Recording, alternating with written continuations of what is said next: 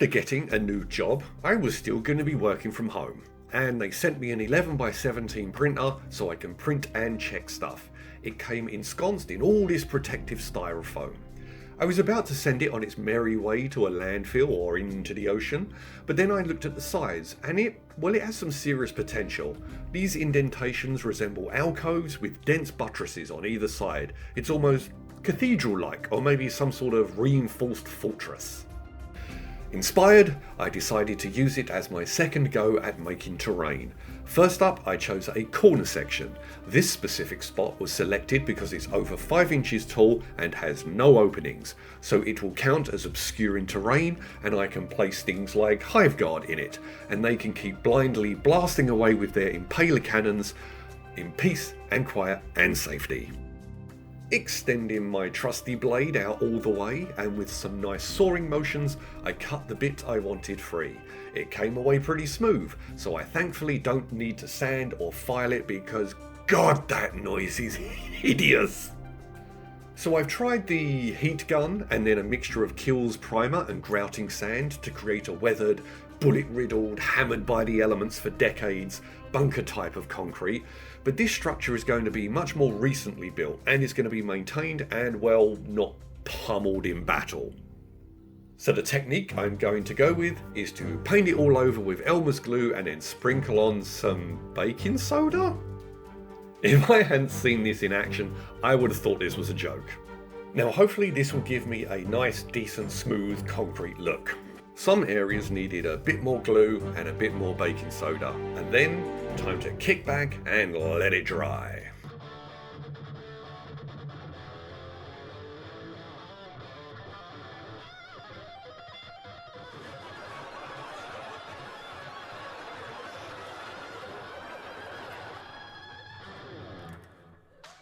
I shook off the excess, and then with a big soft brush I went all over it, shedding all the loose stuff so it won't stodge up the paint.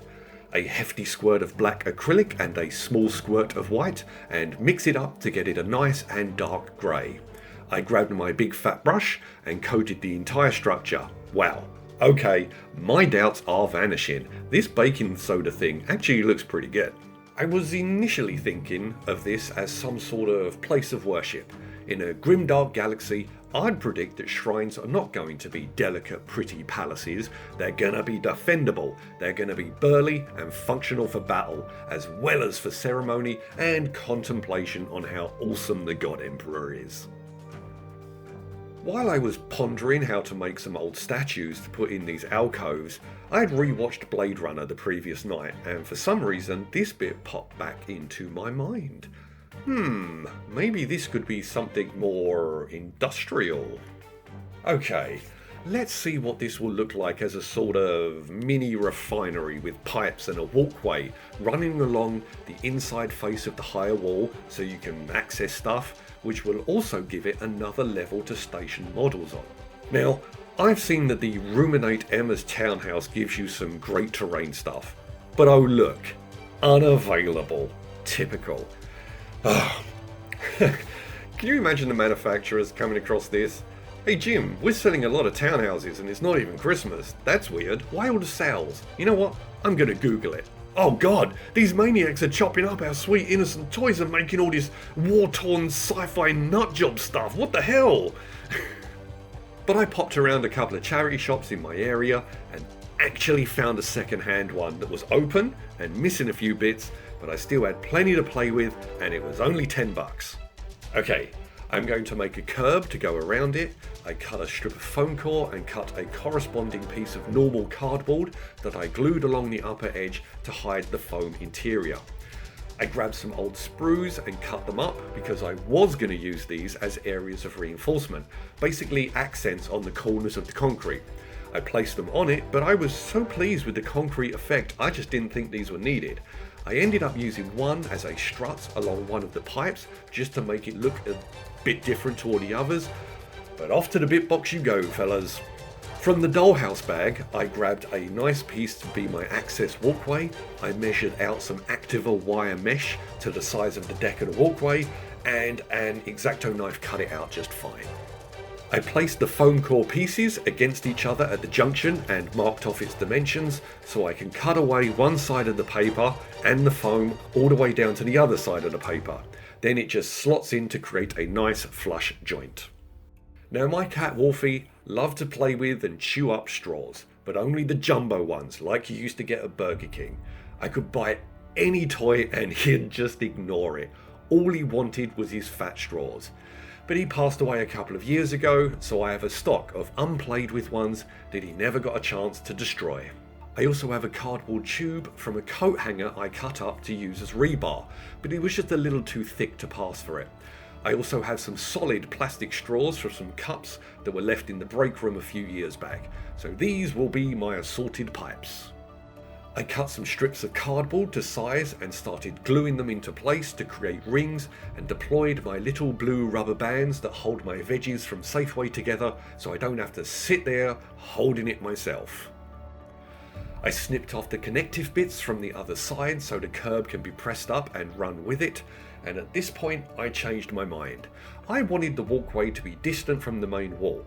I wanted pipes to come up from the ground and connect to the extended end of the walkway and split up, with a couple running under the walkway and into the main structure and another diverting out to the main wall. Anyway, I glued the mesh into place at first. I put the glue on the mesh. Dumb! Washed it off and applied it to the plastic walkway instead. Worked fine. The curb went into place nicely, and I snipped off the connective tabs on the other side because they just didn't look right. At the point where the pipes meet underneath the walkway, I made a distribution box for them to feed into. Again, foam core cut to size and then applied cardboard to hide the foam interior. I assembled it, and while it dried and hardened, I placed the tube of acrylic paint on it to keep it flat and stop the cardboard from warping. I started to dry brush the concrete, using a grey to coat the entire thing, catching all the raised edges, and then lightening it by degrees and applying it less and less, and as I worked toward the edges with the lightest almost white dry brushing on the corners. And so here is the finished concrete portion of the structure. From the front, not too shabby, and from the inside, and a look at the side. Oh yeah. Now to prime the pipes. I bought a Rudster display cabinet from IKEA for my army, and it came with this weird cardboard packing protection which came in rather useful. I used the box for some new hiking boots from REI to stop the primer going all over the place, and jammed some cocktail sticks into the packaging so I can just drop the pipes into place and then blast them all at the same time from every angle. Once they were dry, I gave the whole thing a nice layer of black acrylic. But how does one access the various levels of this industrial structure? I pondered creating some ladders, maybe with cocktail stick struts placed between two lines of foam core? But then I remembered rebar rungs. I've encountered them on job sites and even seen them on some climbing trips, and I remembered I have some big chunky staples in my toolbox. So I grabbed a line of them, took them all apart and slapped a ruler against the lower wall so I could not only keep the line straight but also eyeball it and place them equally up the surface, and then did the same so you can access the highest area. A quick coat of black and it's all coming together rather nicely. Wow, that came out way better than I thought. The paint has rounded out the rungs a little so they look a little less staple-like. I have a dish of Chenku craft half beads that I grabbed with tweezers, dipped in Elmer's, and started adding around a few areas of pipe to represent rivets. Not too many, I wanted them to be an accent but not an overwhelming one. To make the walkway edge a little more striking, and because it's now out and away from the wall, and because it's also atop pipelines, warning stripes to dissuade drivers from bashing into it seemed a logical step.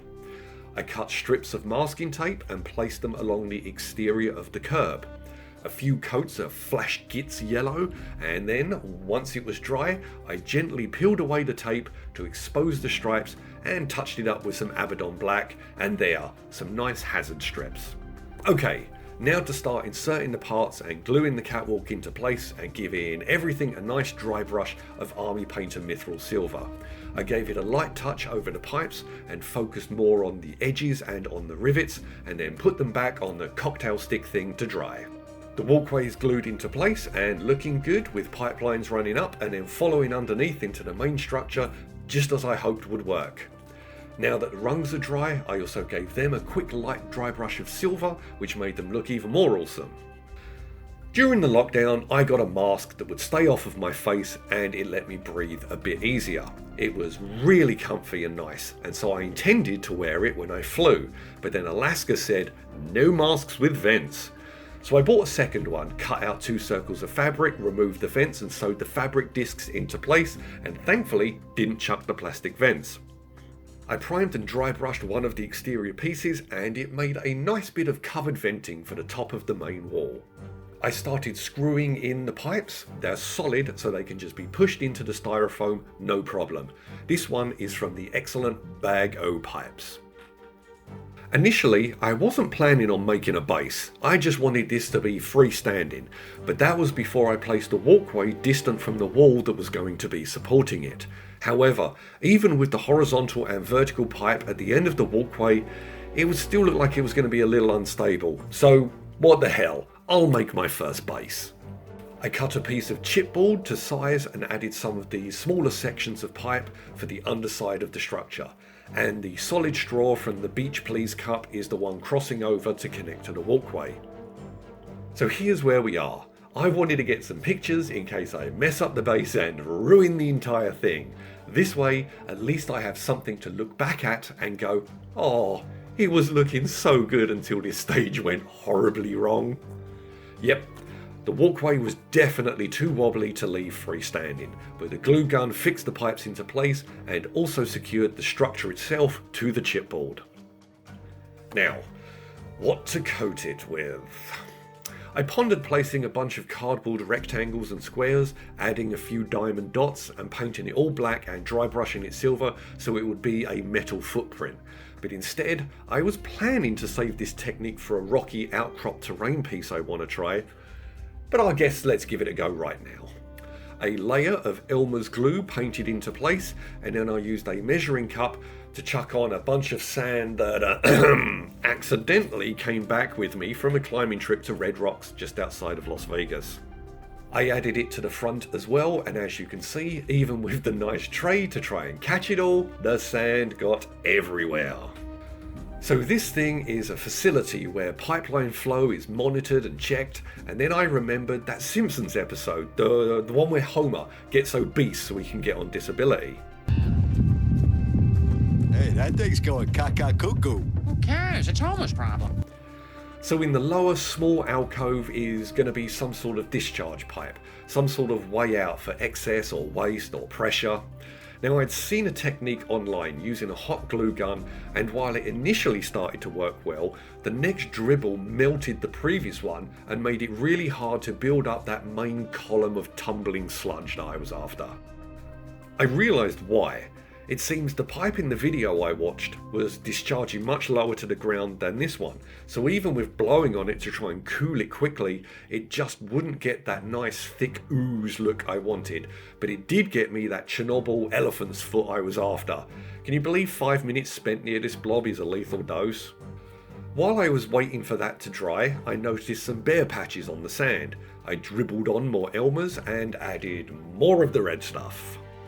Back to my discharge pipe, and I used contact cement using a nail to dip into it and get a blob, and kept it rotating so the droplet doesn't fall off until I was ready to dribble it onto the hardened glue stick, and by blowing on it, dried it quickly and slowed the dribble so that it hardened in place to get the thick, oozy look I was looking for.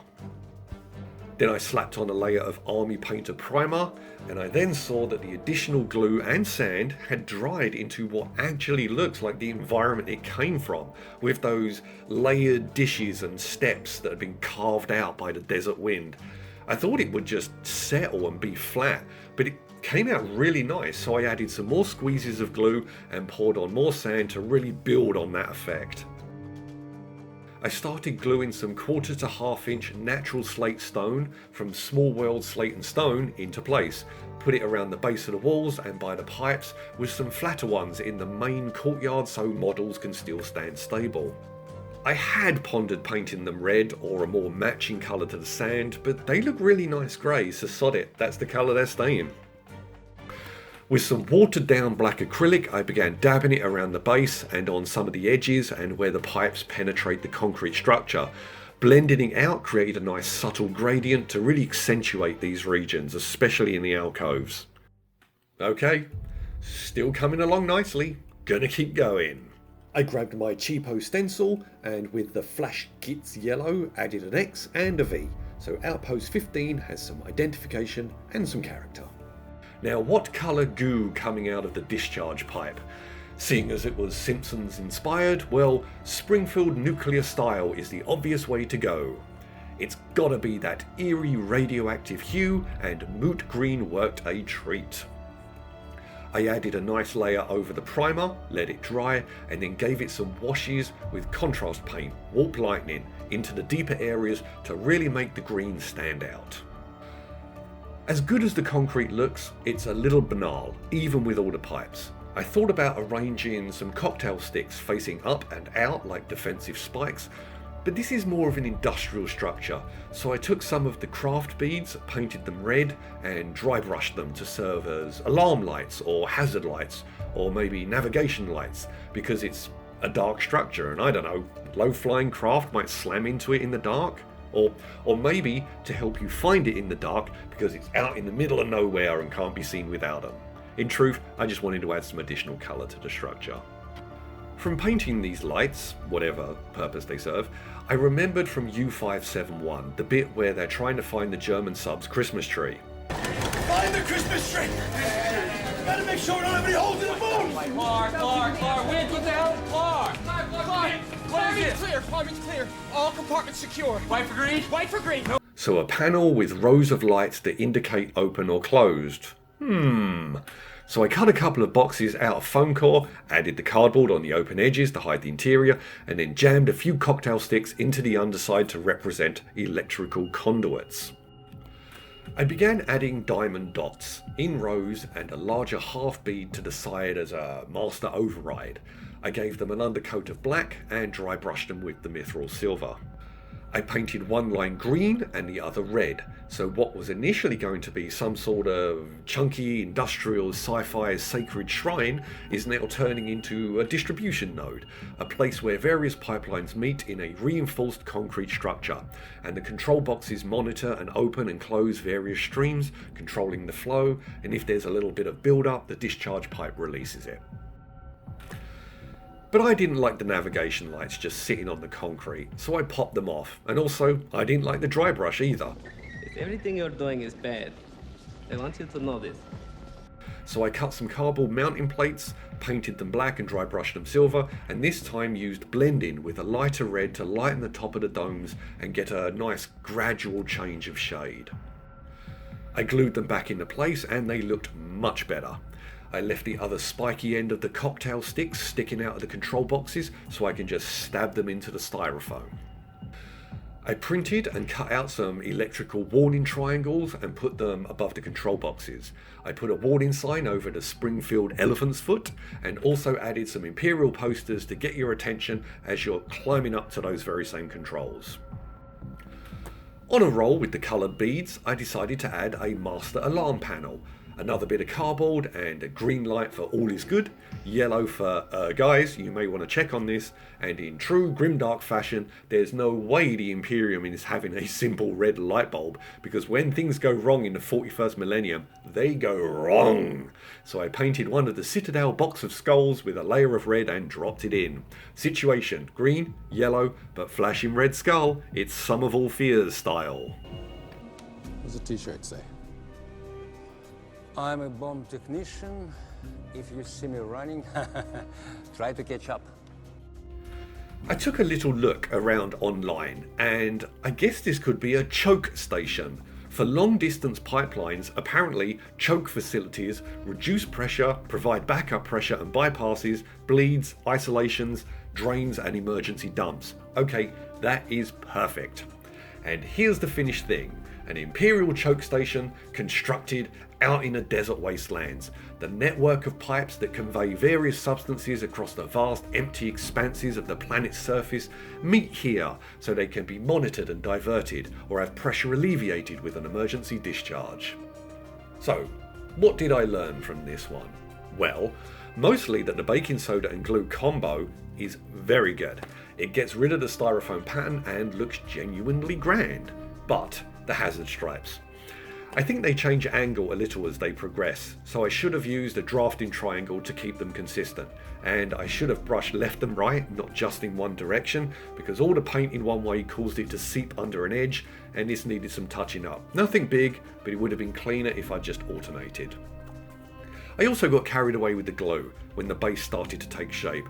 I should have gone slower and let it dry in stages, as I think it warped the chipboard a little. It's settling down now, but I was worried it'd keep warping and mess the whole thing up. And lastly, I don't know, maybe some handrails on the top? Or around the walkway? Or both? But then again, it does look good open as well. Maybe I'll try railings on another project. There's still a couple more concrete techniques I want to try, so maybe I'll do them on one of those experiments. The sand worked great, the posters added a nice touch, and the control boxes came out peachy. All in all, for my second go at terrain, this came out pretty spiff. Thanks for watching and stay tuned for more experimental nonsense.